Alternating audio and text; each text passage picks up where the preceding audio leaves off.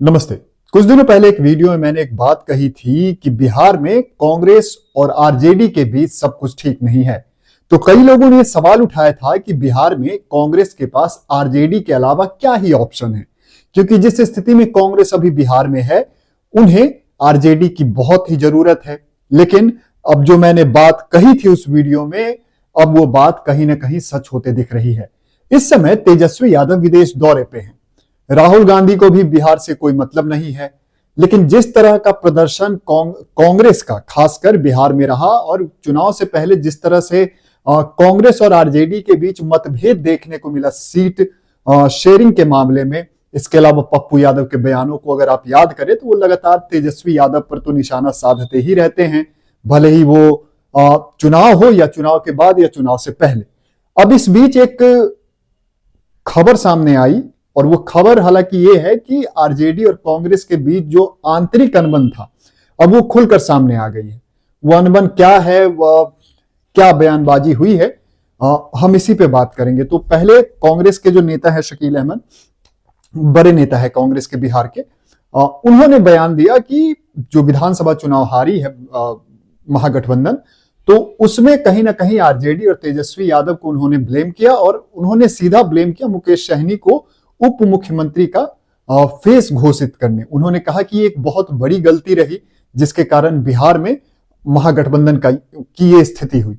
अब शकील अहमद का जो बयान आया उस पर मृत्युंजय तिवारी जो राष्ट्रीय प्रवक्ता हैं आरजेडी के, उन्होंने रिप्लाई किया, उन्होंने रिबटल किया। उन्होंने कहा कि कांग्रेस आरजेडी के लिए बोझ है। बिहार में कांग्रेस के अगर 6 सीटें भी आई हैं तो वो आरजेडी के कारण ही आई है, क्योंकि बिहार में कांग्रेस का अस्तित्व नहीं है। ये आरजेडी कह रहे, आरजेडी के राष्ट्रीय प्रवक्ता कह रहे। अब अगर बात यहां तक पहुंच गई है, हालांकि कांग्रेस ने ये एक बात ये भी स्पष्ट कर दिया है भविष्य की राजनीति को लेकर कि वाम दल आरजेडी से पहले से उनके साथ हैं, उनके गठबंधन में है।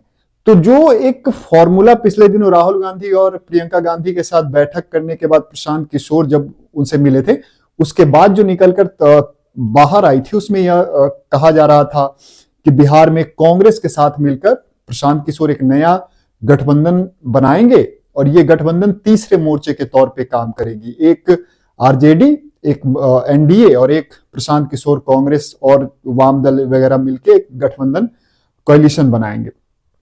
तो अब अगर बात यहां तक जो अनबन आंतरिक रूप से महागठबंधन के अंदर चल रही थी, अब जब वो खुलकर बाहर सामने आ गई है, तो एक बात स्पष्ट है कि आने वाले दिनों में ये चीज कहीं ना कहीं क्लियर है, क्योंकि अगर महागठबंधन बचा हुआ है, कांग्रेस और आरजेडी साथ है, तो वो लालू प्रसाद यादव की वजह से है। लालू प्रसाद यादव और सोनिया गांधी की राजनीतिक रिश्ते बहुत अच्छे रहे हैं और पिछले 2-3 दशकों में अगर आप देखें तो लालू प्रसाद यादव ने सोनिया गांधी का हर मुद्दे पर समर्थन किया है। अब ऐसे में लालू प्रसाद यादव के पास जो आरजेडी की कमान थी, अब वो तेजस्वी यादव के पास आ गई है। तेजस्वी यादव ही आरजेडी के सब सर्वे सर्वा हैं। और अगर मृत्युंजय तिवारी ने यह बयान दिया है तो ये बिना तेजस्वी यादव, संजय यादव, इन लोगों के हाँ के बिना नहीं दिया होगा। तो अब ऐसे में बिहार में आने वाले समय में एक राजनीतिक गठबंधन उभर कर सामने आ सकता है। प्रशांत किशोर फिर से एक्टिव हो गए हैं। प्रशांत किशोर ने अपने जितने भी कार्यकारिणी थे जिला स्तर के, सबको भंग कर दिया है। फिर से वो जिला स्तर पे कार्यकारिणी बना रहे हैं, प्रदेश में भी वो उसी तरह से काम कर रहे हैं।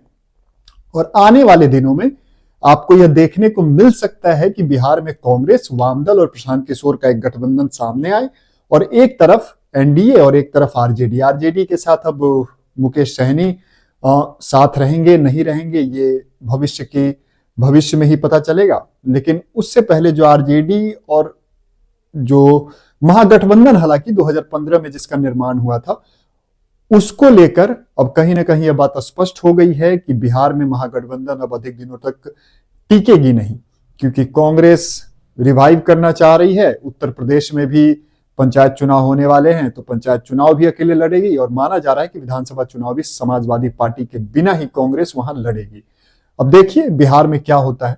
बिहार में जो स्थिति इस विधानसभा चुनाव में विपक्षी दलों की रही है, उसके बाद कहीं ना कहीं हड़कंप मचा हुआ है और सब अपनी अपनी राजनीतिक भविष्य को तलाश रहे हैं।